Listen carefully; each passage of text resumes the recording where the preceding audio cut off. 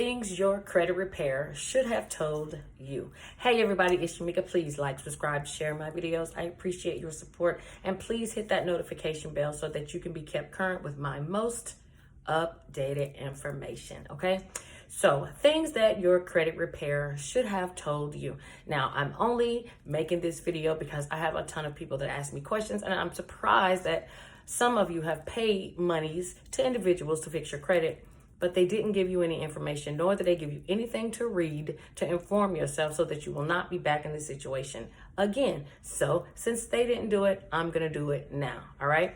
So we're going to start with before you even hire a credit repair person or individual to do your credit, you need to know that they will ask you for 2 forms of ID and probably going to be a utility bill. So you will need, it's normally a social security card, a driver's license, and a utility bill. Normally that's a cable bill, electric bill, water bill, whatever. The bureaus need that so that they can verify that that is your information and your address, okay?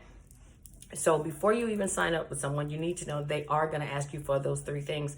In addition to, they may, and it depends on who you have, they may have you sign up for a monthly service of $24.95 to Identity IQ so that they have access to your credit reports. And that's usually all 3 credit reports so they can see what's going on.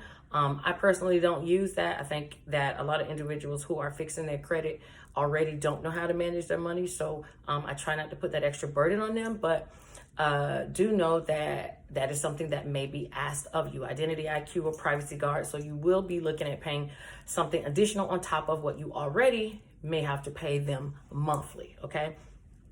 Also, something else they should have told you.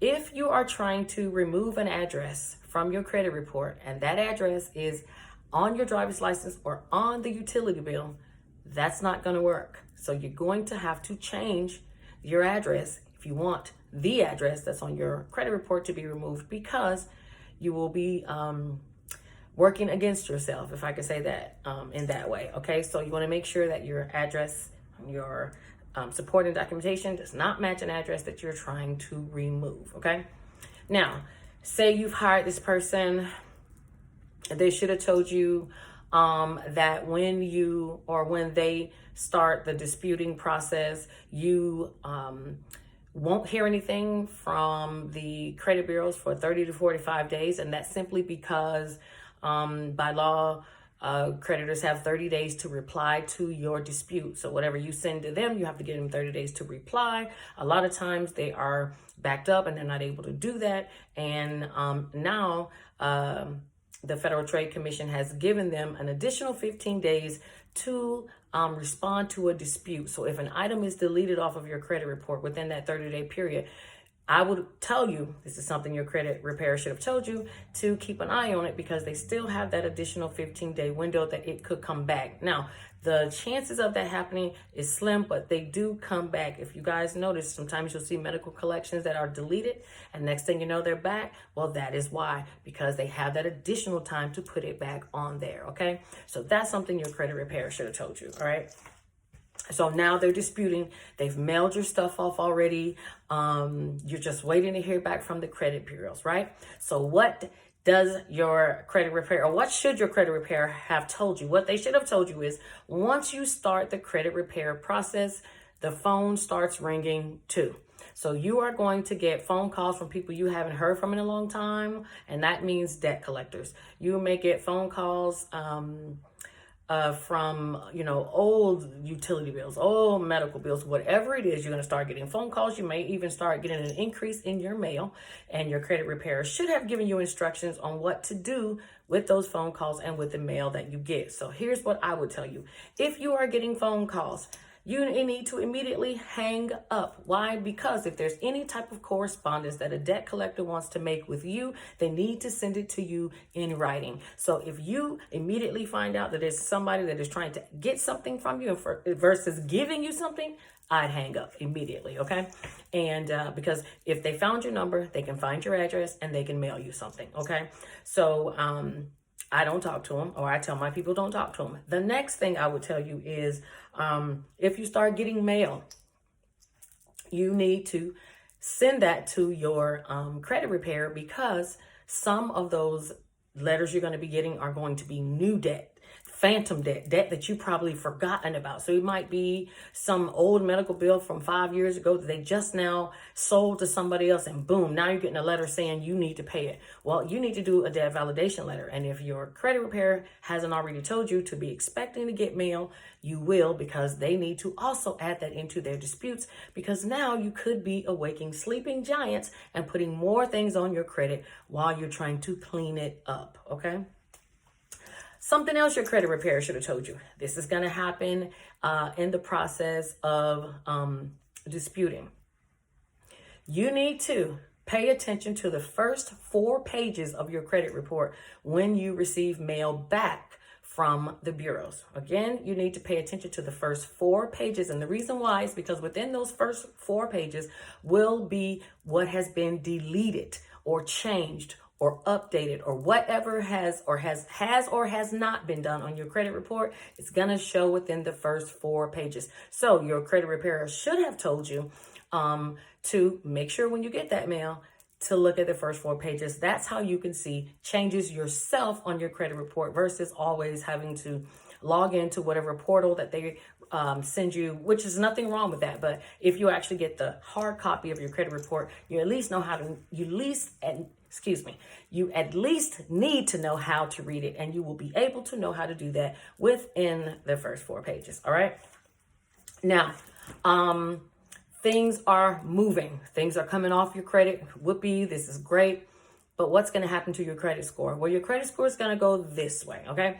So I always tell my people to look at it as in a math formula, and when you're doing subtraction. And if you had 10 things and now you take 1 away, you have 9. And so that means that 1 was taken away. So your score, it is used to all of these things sitting on your credit, and those things comprised your credit score. But now that things are being removed, it actually compromises that and makes the credit score have to readjust itself. And that could mean a drop in your score. Now, that doesn't mean it's going to stay that way. It all depends on what continues to happen with your credit. Your credit could just go down and it could be stuck at, 400 or 500, and then you'll need to add trade lines to bring it back up. Or it could go down and immediately go back up. Or it could just go up. It can go in a lot of different ways. But a lot of times when you have collections that are coming off and you have more than 1, 2, or 3, you're going to notice your score is going to go down. So make sure that you are prepared for that, okay? Now, what happens if something comes off of your credit report and it comes back on? Well, you definitely need to let your credit repairer know, because 1, you need to find out what happens if I paid you to remove this and now it comes back on. Do I have to pay you again, or is it already covered or included because it's the same debt? So definitely find that out. Everybody has different rules, but you might want to know going into it, because again, like I said earlier, the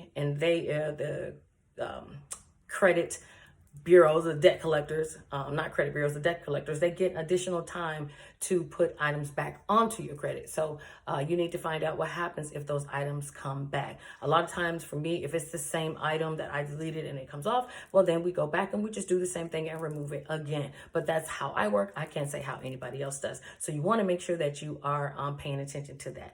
Also, another thing that your credit repairer probably didn't tell you is a lot of times in the credit repair process, inquiries are not included. A lot of credit repair companies bill you for how many rounds, and that is disputes. How many rounds of disputes do they send out? Are they disputing 1 time? That's 1 round. Are they disputing 2 times? That's 2 rounds. So a lot of companies go all the way up to 6 and 8 rounds. You end up paying for different packages if that's what you choose. But a lot of times inquiries are not included. So you need to find out if that is included. You also need to find out if your personal information is included, meaning, are you going to update my employment? Are you going to delete addresses and make sure the correct addresses are reporting? Are you going to delete the different spellings of my name? If you have all that extra stuff on your credit, those are things you want to remove. Now, you don't have to pay anybody to do that, but if you're already paying a service, why not see if those things are included? These are the little add-on services that sometimes you don't find out until later. Okay. Another thing that your credit repairer probably did not tell you is that not everything reports the same on all three credit bureaus, and every score is going to be different, and you cannot apply for any credit until the process is over, because you will mess up the process by obtaining credit.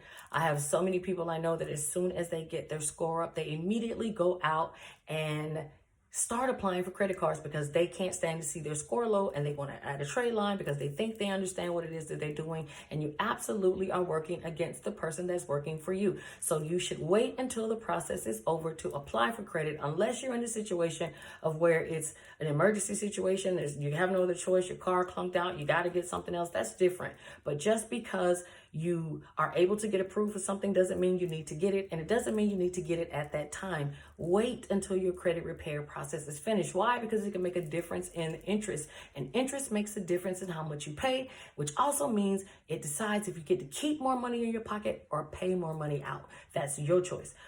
So those are some of the things that I felt that credit repairers don't tell their customers, and a lot of times they're upset and they're frustrated and they just don't know. So I'm going to start making more of these, because as I continue to go on and I see more things, I'm going to add more to this list. So this is going to be things your credit repair should have told you, part 1. And if you guys have any questions about anything, please leave them below.